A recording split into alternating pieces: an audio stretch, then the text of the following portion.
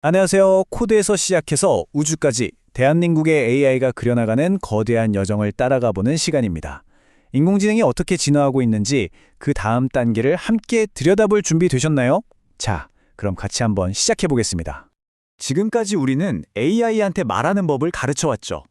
근데 만약에요, AI가 단순히 말하는 걸 넘어서 직접 행동하게 된다면 그때는 무슨 일이 벌어질까요? 이건 그냥 대화 좀 잘하는 AI를 만드는 것과는 차원이 다른 훨씬 더 거대한 변화의 시작을 의미합니다.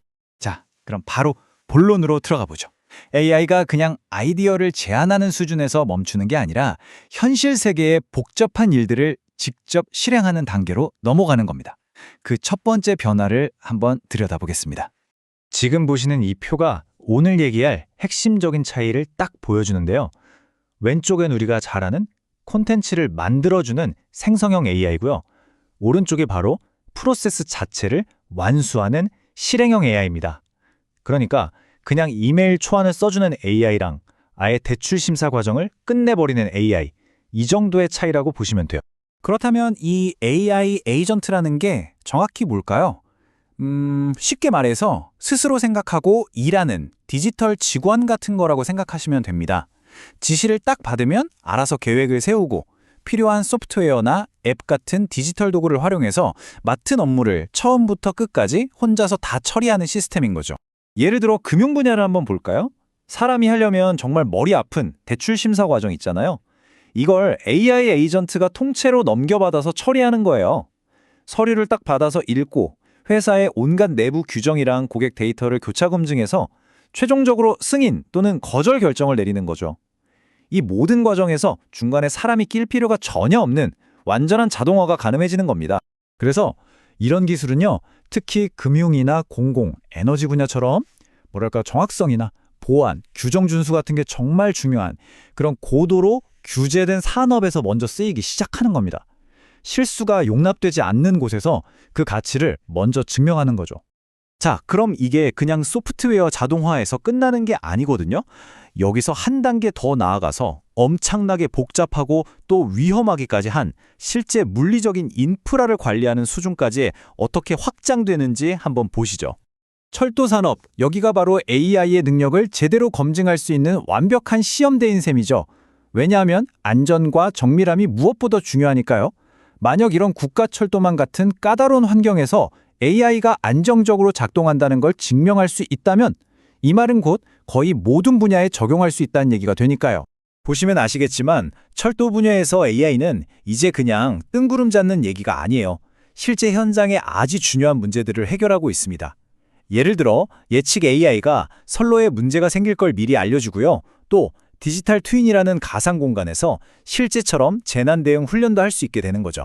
이게 핵심인데요. 우리가 비행기 조종사 훈련시킬 때 바로 실제 비행기 태우지 않잖아요. 시뮬레이터로 먼저 수없이 연습시키죠? 똑같습니다. AI도 디지털 트윈이라고 부르는 현실과 똑같은 가상세계에서 먼저 훈련을 시키는 거예요. 거기서 온갖 상황을 안전하고 빠르게 테스트하고 완벽해졌을 때 현실 세계에 투입하는 거죠. 이런 심투리얼 방식 덕분에 개발 속도가 정말 상상 이상으로 빨라지는 겁니다. 근데요, 이런 변화가 그냥 몇몇 회사가 주도하는 수준이 아니에요.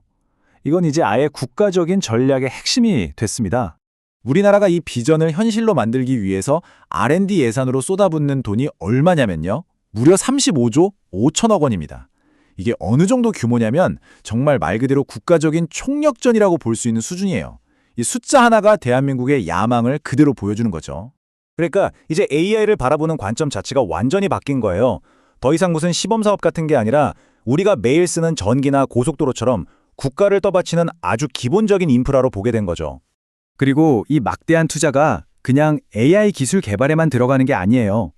보시면 에너지, 반도체를 포함한 첨단 제조, 그리고 국방이나 항공우주처럼 국가의 미래 경쟁력하고 안보에 직결되는 진짜 핵심적인 분야에 집중되고 있는 겁니다. 자, 그런데요. 이렇게 거대하고 똑똑한 시스템을 만들어 나가다 보니까 우리 인류 전체가 맞닥뜨린 아주 근본적이고 물리적인 한계에 부딪히게 됩니다.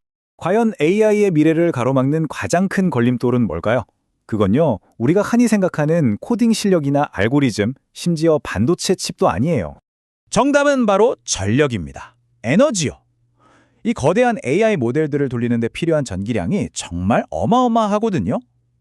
요즘 데이터 센터 규모를 얘기할 때 GPU가 몇 개냐 이렇게 안 물어봐요. 몇 기가와트를 쓰냐 이렇게 물어볼 정도니까요. 여기서 아주 흥미로운 공생관계가 만들어지는 거죠.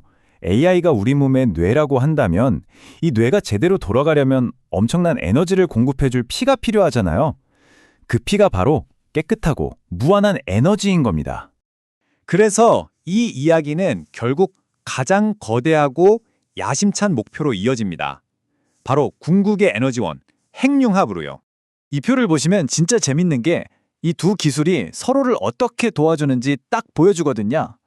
이게 바로 선순환 구조라는 거죠. AI가 핵융합 기술의 어려운 문제들을 풀어줘서 개발 속도를 높여주면 핵융합은 AI가 마음껏 성장할 수 있도록 거의 무한한 청정 에너지를 공급해주는 그런 관계인 겁니다. 실제로 AI는 지난 수십 년 동안 핵융합 연구에 발목을 잡아왔던 고질적인 문제들을 푸는데 이미 쓰이고 있어요.